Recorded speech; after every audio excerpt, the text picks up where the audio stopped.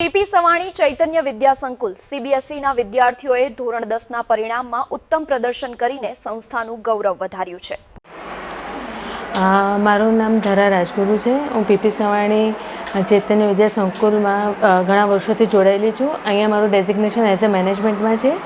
અહીં every year બધા જ છોકરાઓ ટોપ પર આવે છે.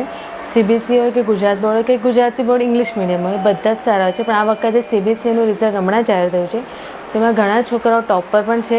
સુરતમાં અમારી સ્કૂલનો પણ નંબર આવ્યો છે અને સાથે સાથે એ લોકોનું ફ્યુચર પણ ખૂબ જ સારું એ લોકો વિચારી રહ્યા છે. અમારા શિક્ષકો જે એ લોકો પાછળ આખો દિવસ ખૂબ જ મહેનત કરે છે. ઇમોશનલ સાથે એ લોકોને એજ્યુકેશન પણ એટલું જ એ લોકોને મહત્ત્વ આપીને એ લોકોને ભણાવે છે. સો હું આખી પીપી સવાણી ચૈતન્ય વિદ્યા સંકુલ અબ્રામાં સીબીએસઈ ટીમનું ખૂબ જ અભિનંદન માનું છું કે જે લોકોએ શિક્ષકોએ ખૂબ જ મહેનત કરીને છોકરાઓને ખૂબ આગળ લાવ્યા છે. Thank you so much. Madam, આપણે અહીંયા આગળ જે છોકરાઓને એજ્યુકેશન આપીએ છીએ એ એજ્યુકેશનમાં આપણે શું એ લોકોને અહીંયા આગળ આપીએ છીએ જેનાથી આટલું સારું રિઝલ્ટ આપણે મેળવી શકીએ? એક તો એજ્યુકેશનમાં સિલેબસ તો હોય જ છે અને એ સિલેબસ કમ્પ્લીટ અમે ટાઈમ ટુ ટાઈમ કરી નાખીએ છીએ અને સાથે સાથે છોકરાઓને જે ડાઉટ્સ હોય છે એ દિવસે તો ક્લિયર થઈ જાય છે. બાકીને એ લોકોને અમે સ્પેશિયલી એ લોકોને બોલાવીએ છીએ. સ્પેશિયલ બેચ કરીને એ લોકોને બોલાવીએ છીએ અને પેરેન્ટ્સ પણ એ લોકોને મૂકી જાય છે. અમારી બસની ફેસિલિટી તો અવેલેબલ જ છે પણ પેરેન્ટ્સ પણ મૂકી જાય છે અને પર્સનલ અમારા જે શિક્ષકો છે એ લોકો સાથે બેસીને એ લોકોને ભણાવે છે. ક્યાં ક્યાં ડાઉટ્સ છે એ બધા ક્લિયર કરી નાખે છે. ઇવન કાલે મેથ્સનું પેપર હોય તો આગલે દિવસે રાત્રે પણ અમારા શિક્ષકોને સ્ટુડન્ટ્સ ફોન કરે છે અને ટીચર્સ એ લોકોનો રિપ્લાય આપે છે અને એ લોકોની ક્વેરી દૂર કરે છે. સાથે સાથે અમે અહીંયા નજીકમાં જ હતી આપણું સેન્ટર જ્યાં એક્ઝામ આપવા ગયા ત્યાં અમારા સીબીએસઈના શિક્ષકો પણ એ લોકોને ત્યાં પ્રોત્સાહન આપવા માટે ગયા હતા. બેસ્ટ ઓફ લક કહેવા ગયા હતા કે છોકરાઓને ટેન્શન ના થાય, એ લોકો ગભરાય નહીં. એ બધી જ અમે લોકો ધ્યાન રાખીને એ અહીંયા પીપી સવાણી દ્વારા અમારી સ્કૂલ દ્વારા થઈ રહ્યું છે. આપણે પીપી સવાણીમાં વર્ષોથી અધર એક્ટિવિટીઝ પણ ખૂબ જ મોટા પ્રમાણમાં થતી હોય છે. આપનું શું માનવું છે વિદ્યાર્થીઓને એના અભ્યાસની સાથે કેટલું જરૂરી છે? અભ્યાસ તો છોકરો ભણવાનો છે. અમે નહીં ભણાવે તો કોઈ બીજી સંસ્થા પણ ભણાવશે પણ અમારી સંસ્થામાં સ્પોર્ટ્સને પણ એટલું જ મહત્ત્વ આપવામાં આવ્યું છે. છોકરાઓ ભણ કરે તે લોકો કંટાળી જાય છે, એ લોકો પર પ્રેશર આવે છે. સાથે સાથે અમે એનું એ ધ્યાન રાખીને અમે લોકો અત્યારે એ લોકોને સ્પોર્ટ્સ એકેડેમિક અમે જે સ્ટાર્ટ કરી છે એના ઉપર એ લોકોને ફૂટબોલમાં છે કે ક્રિકેટમાં છે ગમે તેમાં ઈચ્છા હોય એ લોકોને અમુક સમય આપીને એ લોકોને કરાવે છે. સાથે સાથે અમે લોકો એને સ્વિમિંગ ને બીજી બધી એક્ટિવિટીઝ પણ કરે છે. એટલે એવું જરૂરી નથી. આ જે છોકરાઓ જે ટોપમાં આવ્યા છે એમાં સ્પોર્ટ્સમાં પણ એ લોકો એટલા જ આગળ છે. જેમ કે ફૂટબોલ છે, ક્રિકેટ છે, સ્વિમિંગમાં છે, શૂટિંગ ફાઇટર છે, એ બધામાં જ એ લોકો આગળ છે. અંતમાં આપ જે વિદ્યાર્થીઓ સારું રિઝલ્ટ નથી મેળવી શક્યા એને શું મેસેજ પાઠવવા માંગો?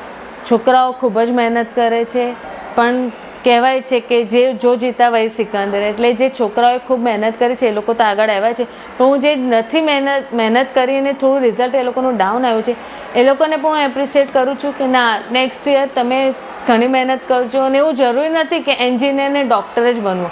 બીજી ઘણી બધી ફિલ્ડ હવે આવી રહી છે. મોદી સરકારે ઘણી બધી ફિલ્ડ આગળ કાઢી છે અને નાની નાની સંસ્થાઓ પણ જે પ્રાઇવેટમાં પણ ઘણું બધું કરાવે છે એ કોશિશ કરીને પણ એ લોકો પોતાને ડેવલપ કરી શકે છે.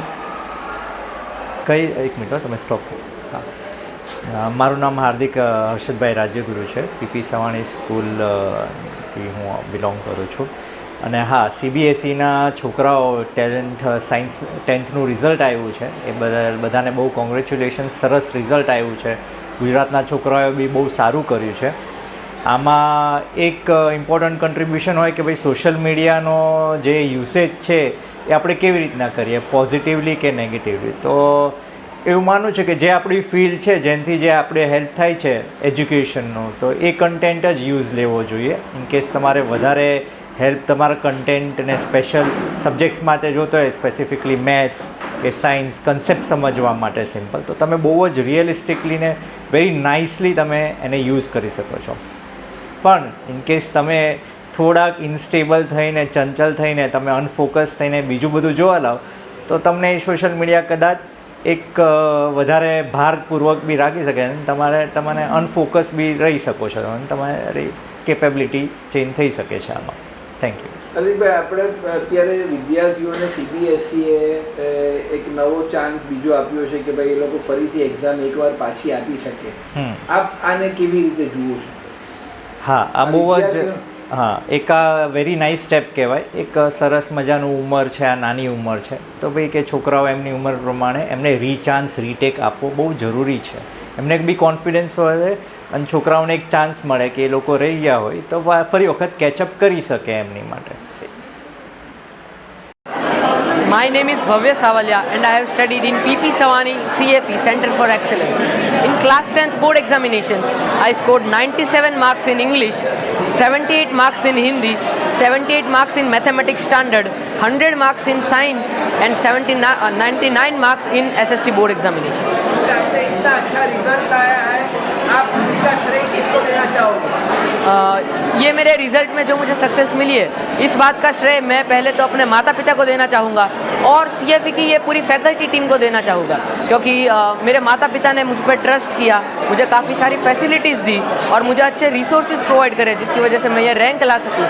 जबकि CFE के सारे टीचर्स ने मेरे फ्रेंड्स बन के मुझे गाइड किया और मुझे ये पाथ को आसान बनाने में मेरी हेल्प की. उन्होंने एकेडमिक डाउट्स भी मेरे रिजॉल्व किए और मुझे इमोशनली भी एक ऐसा कनेक्शन प्लेटफॉर्म प्रोवाइड किया जिससे मैं अपने दिमाग पे ज़्यादा लोड ना लेकर मैं अपना ध्यान परफॉर्मेंस पे केंद्रित कर इन सब आजू बाजू की टेंशन को मैं CFE पे छोड़ पाया. आप यहाँ पर स्कूल में कितने घंटे पढ़ाई करते थे और घर पे जाके कितने घंटे पढ़ाई की जिससे इतना अच्छा रिजल्ट आपका आ सका? स्कूल में हमारी क्लासेस अप्रॉक्स 7:15 से स्टार्ट हो जाती थी और 7:15 से लेके 1:30 तक क्लासेस चलती थी, जिसमें 6 लेक्चर्स होते थे. तो इस टाइम पर भी मैं पढ़ता था और फिर कभी कभी बाहर स्टे बैक करके पढ़ता था कुछ ओलंपियाड क्लासेस के लिए. और घर पे जाके ऑन रेगुलर बेसिस मैं अप्रॉक्सीमेटली 4 to 5 आवर्स की स्टडी निकाल पाता था एवरेज बेसिस पर, जहाँ पे मैं बोर्ड के लिए पढ़ता था, ओलंपियाड्स की प्रिपरेशन करता था और ये टोटल स्टडी आवर्स मेरे 4 to 5 में वेरी करते हैं. सोशल मीडिया का आप कितने समय अपने टाइम उसके अंदर निकाला या नहीं निकाला? सोशल मीडिया मैं यूज़ बिल्कुल भी नहीं करता था, ना मेरा कोई अकाउंट था इंस्टाग्राम पे, फेसबुक पे या कोई भी सोशल मीडिया प्लेटफॉर्म. व्हाट्सएप पे बस मैं कनेक्शन में था मेरे फ्रेंड्स टीचर्स के साथ, उसके सिवाय मैं कोई भी सोशल मीडिया प्लेटफॉर्म पे एक्टिव नहीं था. आप क्या समझते हैं सोशल मीडिया कितना ज़रूरी है पढ़ाई के दौरान?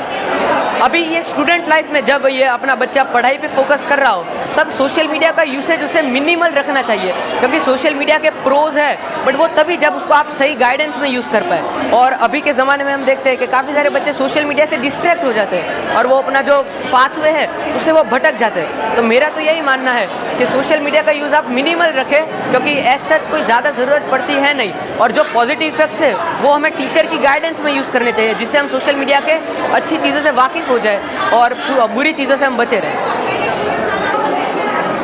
My name is Ruti Nakrani. I study in PP Savani Chaitanya Vidya Sankul, Abrahma CBSE school, and I secured 95% in my 10th boards. आपने इतना अच्छा रिजल्ट लाया है, आप किस तरह से स्कूल में पढ़ाई करती थी और घर पे किस तरह से पढ़ाई करती थी जिससे इतना अच्छा रिजल्ट आ सका? स्कूल में मैं ट्राई करती थी कि मेरा पूरा फोकस क्लास पे हो, जो भी टीचर्स पढ़ा रहे हैं उस पे हो, और घर पे आके मैं थोड़ी देर खुद को ब्रेक देती थी और बाद में सेल्फ स्टडी में भी ट्यूशन से आके सारा होमवर्क कंप्लीट करके मैं अपनी सेल्फ स्टडी पे फोकस रखती थी. इतना अच्छा रिजल्ट आया आपका, इसका श्रेय आप किसको देना चाहोगे? इसका पूरा श्रेय मैं अपनी स्कूल, मेरे टीचर्स और मेरे पेरेंट्स, क्योंकि उन्होंने मुझे बहुत बहुत सपोर्ट किया है, मेरे फ्रेंड्स जिन्होंने मुझे ये मोटिवेट किया है पढ़ने के लिए, तो उस सारे को मैं अपना श्रेय देना चाहूँगी.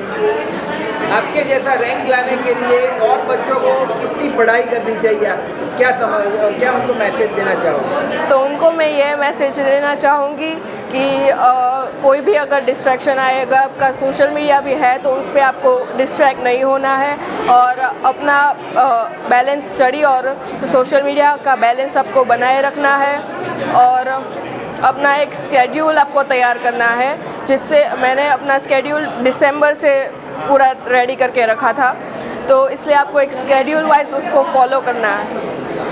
अब लास्ट में जो बच्चों को अच्छे मार्क्स नहीं है उनको क्या मैसेज देना चाहिए? उनको मैं ये मैसेज देना चाहूँगी कि आप सिर्फ हार्ड वर्क करें, फोकस रखें और अपना फोकस डिस्ट्रैक्ट ना करें.